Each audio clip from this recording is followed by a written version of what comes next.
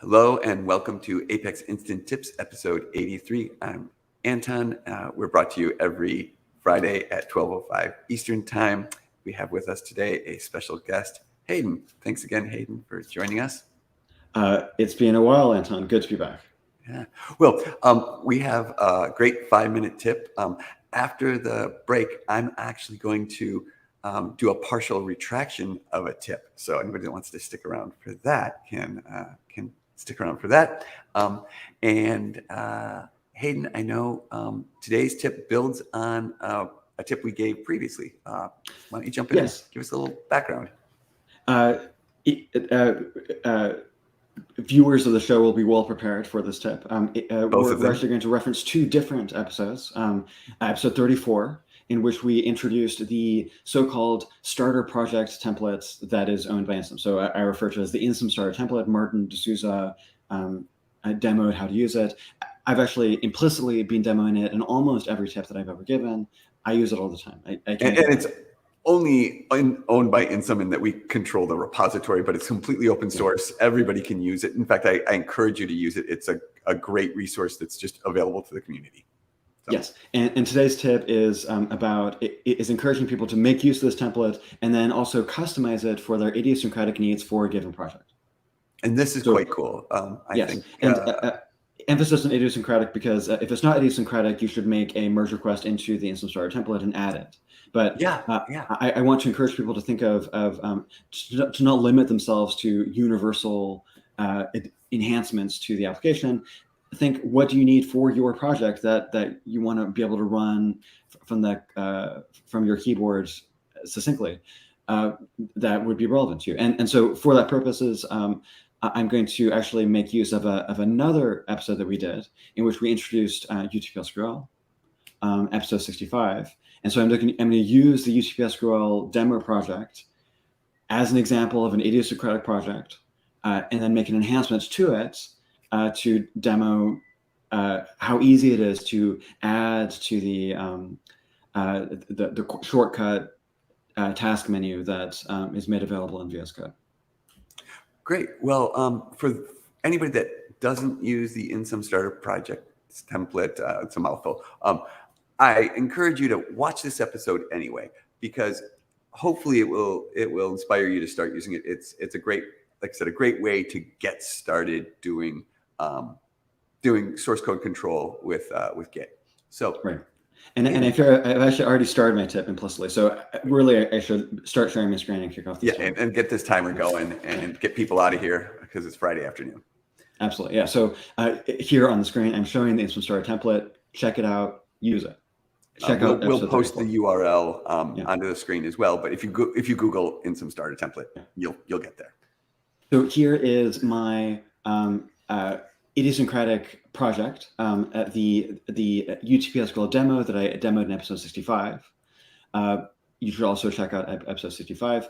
What is an idiosyncratic task that you might want to bring to bear for utplsql project? So actually, just as a refresher, to summon the task menu by default, it's Command-Shift-B. The default menu in the Insum starter template is going to include compile, generate object from a template, and Apex export. So that's I'm not going to go into what those do. Yeah, but the utplsql demo that you see at the end of that's the name of the repository. Command-Shift-B gets you these things. Most of what we do all day long is compile, right? We're compiling. Yeah, precisely. So, I'll leave it to episode 34 to speak to how all of that works. Let's talk about enhancing this. So, what might I want to add to this list of menus that is perhaps idiosyncratic and useful for a utplsql project? Anton, do you want to? Right. You want to compile it, but then you want to run the test, right? Compile and test right away and see the results. Okay. Let's first expand this menu. So all of that is actually controlled by the tasks.json file under the .vs code folder that exists in the Insum starter template. So here it is pretty easy to determine what's going on here. You have compile utplsql demo, Apex export. So you can see where the menu is being generated from. So let's just demo how easy it is to expand this. I'm going to copy and paste one of these curly Q brackets to add a new one, and I'll call this compile and run test, just as you suggested, and click save. And already, Command-Shift-V, I summon the menu, and what I just added is now available there. But it's doing the exact same thing as compile because I haven't done anything yet. So currently, it's this task executes run_SQL. I'm going to create a new file. Let's call this run test. Oops. SQL. And then in the task menu, I'm going to summon that. And of course, it still does the same thing, but it runs a different file. The file is just the same.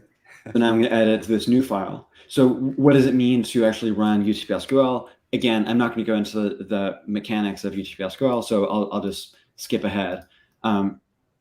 Essentially, to run the test, you're going to do all the stuff you were doing before. You're going to compile it and everything else, and you're going to add a step. Yeah. And so essentially, I'm going to, and the particularity here is I need to invoke the name of the package, so test name, which is actually a variable I don't yet have. To get the new variable, I'm going to consult the Microsoft documentation for VS Code. Which is right in this document, so you can just... Which is right here, variables reference. There's something called file name base name no extension. I'm going to add it to the arguments that I'm passing into run SQL. And that's because we name our files the same as our package names, so this will work just fine. Yes. And then back in run test SQL, I'm going to name that as a new variable, and I'm going to call it test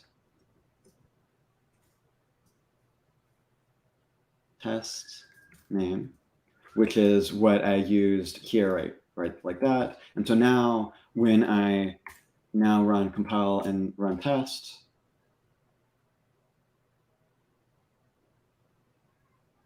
it compiles and then it runs the test. So here we can see this is the output of utplsql. So every time you compile a package now, you're running a test against that package. It's beautiful. Let me ask this of you, Hayden. When you check this repository back in next, you push it into the repository. Will this be available to everybody else in your team? Yes. So because the configuration you make to everything in .VS Code is not designed to be sensitive, and so you would So this change would be available to the rest of your team. As soon as they do a pull, they'll get this capability. That's fantastic. I love this. Yeah. Super tip. I can think of, not only can I think of, and I think that's the tip, so we'll turn off the timer, say beautiful, but I think I can think of both scenarios where things that are specific to my project that I want to have another drop down, but also things that I think are generic that I want to start adding new ones. For example, just as an example, I want to alter session and set PL SQL compiler warnings to all. And I want to, that everybody can benefit from that. That should just be another option, compile and show warnings or something like that. Now my mind's racing of all the possibilities here. So I think this is or I could have picked a different episode.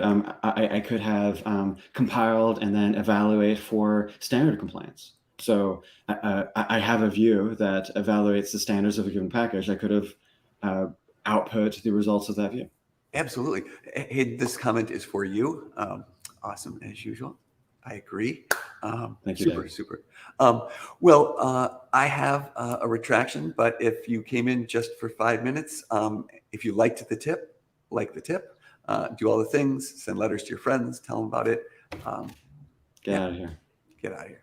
Beat it. Okay, so my retraction, I believe, is related to Apex Instant Tips episode 17. I'm pretty sure that's the episode we talked about Markdown. And in that tip, we were using Apex 20.2, and I agree with everything that you said in that episode, Hayden. It's what I said in that episode that I'm going to now retract. The way Apex 20.2 worked is if you labeled a classic report output column as the type was Markdown. the way the Apex engine would work is it would send the markdown to the browser. And so the browser would have, if it was bold, it would have asterisk, asterisk, this is my sentence, asterisk, asterisk. And then at the browser side, Apex would invoke a JavaScript library and run the marked routine against that. And so what would happen is your browser would come and this was instantaneous. You couldn't see it, but it would have the markdown, asterisk, asterisk, this is my sentence, asterisk, asterisk, and then it would immediately replace that with the HTML. Yeah. I kind of like that, but that's another story. But what I said was, what that means is for anything other than a classic report, it doesn't matter what it is. All you have to do is run that marked against that. Yes. And it would convert it for you. Yeah. Which was great. And they demoed doing it against a display-only item. Yes, we did against I think maybe it was a card region or something, but it didn't matter. You could do it card regions. You could do it in interactive reports. You could do it all over the place. I loved it. I thought it was great. All you had to do was invoke marked, and boom, little one line of JavaScript, and this feature that was natively available in a classic report suddenly became available across all these other different item types. Apex, the engine, changed the way it operates with the very next version, 21.1. So this was available for 20.2. It worked exactly as I described it in 20.2. In 21.1, Apex has changed the way it does it. It no longer sends the markdown and then invokes the marked JavaScript library. Mm-hmm. Instead, it actually, in the background, does the markdown translation and then brings it to the browser. And the behavior is actually a little bit different. The JavaScript library would actually convert certain HTML tags that it had whitelisted and knew were okay. And so you could use a mix of Markdown plus HTML. You can't do that anymore natively with the classic report. But there's no way to get Apex that I've been able to find, Apex to output generically the Markdown JavaScript library. You could still do everything I said in that tip, but you would have to include that yourself. You'd have to add the JavaScript library. Add the JavaScript library. Because it's no longer there. It no longer comes when the page recognizes that you're using a Markdown item. It no longer outputs that. It may still be on the middle tier or somewhere. I don't know. I haven't done enough investigation into it to say. And maybe it's a new tip or something like that. But I don't know what the odds are that somebody's going to be looking at Apex episode 17 and this episode. But it is my retraction of that recommendation, or at least clarification of that recommendation. So, well, I think we knew it was a bit of a hack at the time. So I called it that. Yeah. I use at your own risk. Yes, I called it that. Yeah. So, could you show on a future episode how to get this running in Windows, please? Hayden, I don't know if you can address that really quickly. I do not have access to a Windows machine, so I will struggle a little bit with this. Yeah, so I think the first thing is it's not Command Shift B. I think it's Windows Shift B to pull up that. But beyond that, perhaps we can locate someone else who does use Windows, who also uses the starter template. Yeah, we'll do that. We'll find somebody in some cinematic universe to do that, and I'm sure that we've got folks that do that. So we'll do that. We'll get that figured out. Well, Hayden, I hate to have to issue a retraction to my own advice, but here we are. We try to be on the up and up, above board in every way. No one can say we withheld information. Right. But that's all I have. Anything else from you today? No. I wish everyone a good Friday. Yes. Well, you've wasted a perfectly good 14 minutes listening to us. Do all the things, like, subscribe, and especially have a great weekend. Take care, everybody.